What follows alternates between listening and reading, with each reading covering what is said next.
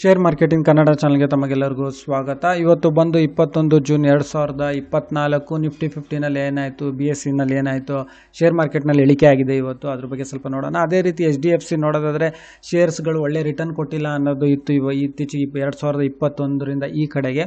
ಅದೇ ರೀತಿ ಒಂದು ವರ್ಷದಲ್ಲೂ ಒಂದು ಒಳ್ಳೆ ಏನು ರಿಟರ್ನ್ಸ್ ಇದರಲ್ಲಿ ಸಿಕ್ಕಿಲ್ಲ, ಲಾಸೇ ಆಗಿದೆ. ಆದರೆ ಈ ಒಂದು ತಿಂಗಳಲ್ಲಿ ಒಂದು ಹತ್ತತ್ರ ಒಂದು 14% ಅಷ್ಟು ರಿಟರ್ನ್ ಕಟ್ಟಿದೆ, ಅಂದರೆ 13.9% ಅಷ್ಟು ರಿಟರ್ನ್ ಕೊಟ್ಟಿದೆ. ಅದ್ರ ಬಗ್ಗೆ ಸ್ವಲ್ಪ ಮಾತಾಡೋಣ ಬನ್ನಿ.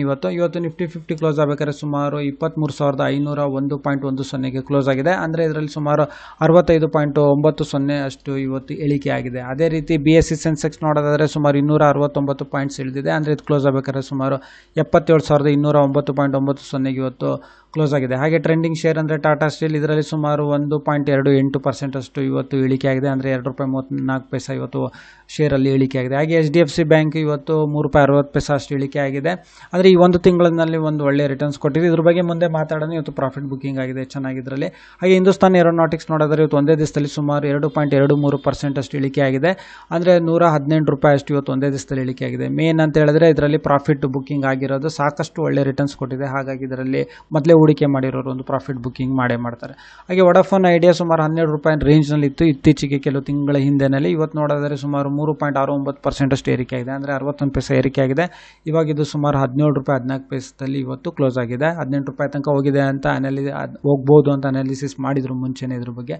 ಹಾಗೆ ಲೀಟ್ರಾನ್ ವೇನಿಯಸ್ ಟೆಕ್ನಾಲಜಿ ಇವತ್ತು ಸುಮಾರು ₹1.23 ಪ್ರತಿಯೊಂದು ಶೇರ್ಲಿ ಏರಿಕೆ ಆಗಿದೆ. ಹಾಗೆ ನಿಫ್ಟಿ 50ನಲ್ಲಿ ಯಾವೆಲ್ಲ ಶೇರ್ಸ್ಗಳಲ್ಲಿ ಏರಿಕೆ ಆಗಿದೆ, ಟಾಪ್ ಗಿನ್ನರ್ಸ್ ಯಾರು ಅಂತ ಹೇಳಿದ್ರೆ ಭಾರತಿ ಏರ್ಟೆಲ್ ಟೆಲಿಕಾಮ್ ಇವತ್ತು ನೋಡ್ಬೋದು. ಇದು ಮತ್ತು ವೊಡಾಫೋನ್ ಎರಡು ಟೆಲಿಕಾಮ್ ಇಂಡಸ್ಟ್ರೀಸ್ದು 2.53% ಅಷ್ಟು ಏರಿಕೆ ಆಗಿದೆ. ಅಂದರೆ ₹34.90 ಪ್ರತಿಯೊಂದು ಶೇರಲ್ಲಿ ಏರಿಕೆ ಆಗಿದೆ. ಹಾಗೆ LTI ಮೈಂಟ್ರಿ ಲಿಮಿಟೆಡ್ ಪ್ರತಿಯೊಂದು ಶೇರ್ಲಿ ₹73 ಅಷ್ಟು ಏರಿಕೆ ಆಗಿದೆ. ಹಾಗೆ ಇಂಡ್ಯಾಲ್ಕೋ ಇಂಡಸ್ಟ್ರೀಸ್ ಚೆನ್ನಾಗಿ ಮಾಡಿದೆ, ₹8 ಅಷ್ಟು ಏರಿಕೆ ಆಗಿದೆ. ಇನ್ಫೋಸಿಸ್ ₹17.30 ಅಷ್ಟು ಏರಿಕೆ ಆಗಿದೆ. ಹಾಗೆ ಅಡಾನಿ ಪೋರ್ಟ್ಸ್ ಸುಮಾರು ₹16.10 ಪ್ರತಿಯೊಂದು ಶೇರಲ್ಲಿ ಏರಿಕೆ ಆಗಿದೆ. ಹಾಗೆ GSW ಸ್ಟೀಲ್ ಸುಮಾರು ₹7.25 ಪ್ರತಿಯೊಂದು ಶೇರಲ್ಲಿ ಏರಿಕೆ ಆಗಿದೆ. ಹಾಗೆ ಡಾಕ್ಟರ್ಸ್ ರೆಡ್ಡಿಸ್ ಲ್ಯಾಬೊರೇಟರೀಸ್ ಪ್ರತಿಯೊಂದು ಶೇರಲ್ಲಿ ₹40.65 ಅಷ್ಟು ಏರಿಕೆ ಆಗಿದೆ.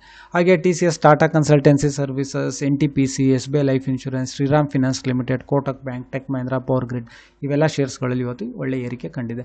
ಹಾಗೆ DCB ಬ್ಯಾಂಕ್ ಬಗ್ಗೆ Motilal Oswal financial service limited ಇದ್ರ ಬಗ್ಗೆ ಒಂದು ಪ್ರಿಫರ್ಡ್ ಶೇರ್ ಅಂತ ಮೋತಿಲಾಲ್ ಒಸ್ವಾಲ್ ಫಿನಾನ್ಷಿಯಲ್ ಸರ್ವಿಸಸ್ ಒಂದು ಸಮೀಕ್ಷೆ ಮಾಡಿದ್ದು, ಒಂದು ಅನಾಲಿಸಿಸ್ ಮಾಡಿದೆ DCB ಬ್ಯಾಂಕ್ ಬಗ್ಗೆ. ಹಾಗೆ ಹಿಂದೂಸ್ತಾನ್ ಜಿಂಕ್ ನೋಡೋದಾದರೆ ಜಿಂಕ್ ಮತ್ತು ಸಿಲ್ವರ್ ಪ್ರೊಡ್ಯೂಸರ್ ಆಫ್ ಇಂಡಿಯಾ ಇದು ಏಸರ್ ಟೆಕ್ನಾಲಜೀಸ್ ಇನ್ ಕಾರ್ಪೊರೇಷನ್ ಅಮೇರಿಕಾದ ಒಂದು ಕಂಪ್ನಿ ಜೊತೆ ಒಂದು MOU ಸೈನ್ ಮಾಡಿದೆ. ಇದರಲ್ಲಿ ಒಂದು ಸುಮಾರು 2.3% ಅಷ್ಟು ಇವತ್ತು ಏರಿಕೆ ನೋಡೋಕ್ಕೆ ಆಯಿತು. ಅಂದರೆ ಇದು ಇವತ್ತು ಸುಮಾರು ಇದು ಎಷ್ಟರಲ್ಲಿದೆ ಈ ಶೇರ್ಸ್ ಅಂದರೆ ₹662 ಇದು ರೇಂಜ್ನಲ್ಲಿ ಇದು ಒಂದು ಟ್ರೇಡ್ ನಡೀತಾ ಇದೆ. ಹಿಂದೂಸ್ತಾನ್ ಜಿಂಕ್ ಇದು one of the largest silver producer ಅಂತಲೇ ಹೇಳ್ಬೋದು. ಹಾಗೆ SBI ನೋಡೋದಾದರೆ ಇದು ಒಂದು ಸಿಲ್ವರ್ ETF ತೊಗೊಂಬರುತ್ತೆ ಅಂತ ಲಾಂಚ್ ಮಾಡುತ್ತೆ ಅಂತ ಒಂದು ಹೇಳ್ತಾ ಇದ್ದಾರೆ ಮಾರ್ಕೆಟ್ನಲ್ಲಿ, ಶೇರ್ ಮಾರ್ಕೆಟ್ನಲ್ಲಿ.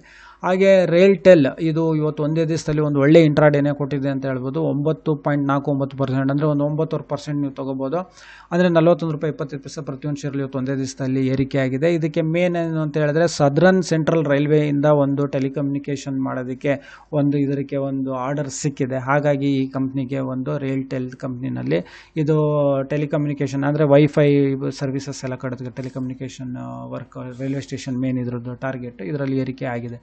ಹಾಗೆ NFOಗಳು ಬಂದಿದೆ, new fund offerings, mainly mutual funds ಬಗ್ಗೆನೂ ಈ ಚಾನಲಲ್ಲಿ ವಿಡಿಯೋ ಇದೆ, ಅದನ್ನು ನೀವು ನೋಡ್ಬೋದು, ಹೆಂಗೆ ಅಪ್ಲೈ ಮಾಡ್ಬೋದು, ಹೆಂಗೆ ನಿಮಗೆ ಹೆಲ್ಪ್ ಆಗುತ್ತೆ ಅಂತ. ಆದಿತ್ಯ ಬಿರ್ಲಾ ಸನ್ ಲೈಫ್ ಇದೆ, Baroda PNB Paribas manufacturing, Kotak special opportunities fund ಮತ್ತು Motilal Oswal defence index defence ಶೇರ್ಸ್ಗಳು ನೀವು ನೋಡ್ಬೋದು. ಅದನ್ನು ನೀವು ಆಗಲ್ಲ ಡೈರೆಕ್ಟಾಗಿ ಶೇರ್ಸ್ಗಳನ್ನ ತೊಗೊಂಡು ಮ್ಯಾನೇಜ್ ಮಾಡೋಕ್ಕಾಗಲ್ಲ ಅಂದರೆ ಇದು ನೋಡ್ಬೋದು. Motilal Oswal defence index fund direct growth fund, ಇದರಲ್ಲಿ ಡಿಫೆನ್ಸ್ ಶೇರ್ಸ್ಗಳಲ್ಲಿ ಇದು ಹೂಡಿಕೆ ಮಾಡುತ್ತೆ.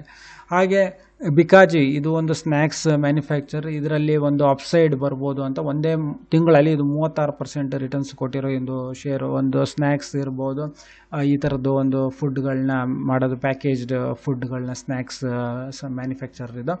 ಹಾಗೆ ಜಿ ಪವರ್ ಇಂಡಿಯಾಗೆ ಒಂದು 243 ಕೋಟಿಯಷ್ಟು ಹೆಚ್ಚು ಕಡಿಮೆ ಸುಮಾರು ಇದಕ್ಕೆ NTPCಯಿಂದ ಒಂದು ಆರ್ಡರ್ ಸಿಕ್ಕಿದೆ. ಹಾಗಾಗಿ ಇದರಲ್ಲಿ 3.5% ಅಷ್ಟು ಇವತ್ತು ಏರಿಕೆ ಆಗಿದೆ.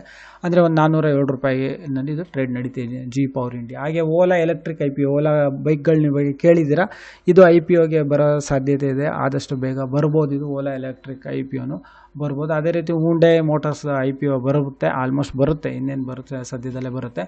ಹಾಗೆ ಸ್ಟ್ಯಾನ್ಲೆ ಲೈಫ್ ಸ್ಟೈಲ್ಸ್ ಲಿಮಿಟೆಡ್, ಇದು 14,000 ಹೆಚ್ಚು ಕಡಿಮೆ 14,040 ರೂಪಾಯಿ ಒಂದು ಮಿನಿಮಮ್ ಇನ್ವೆಸ್ಟ್ಮೆಂಟ್ ಮಾಡಬೇಕು. ಇದು IPOದಲ್ಲಿದೆ. 351 ರೂಪಾಯಿಂದ 369 ರೂಪಾಯಿ. 21 ಜೂನ್ ಹೀಗೆ ಶುರು ಆಗಿರೋದು ಇವತ್ತು, ಅಂದರೆ 25 ಜೂನಿಗೆ ಇದು ಕ್ಲೋಸ್ ಆಗುತ್ತೆ. ಏನು ಮಾಡುತ್ತೆ ಅಂದರೆ ಪ್ರೀಮಿಯಂ ಲಕ್ಸುರಿ ಫರ್ನಿಚರ್ ಬ್ರ್ಯಾಂಡ್ ಇದು.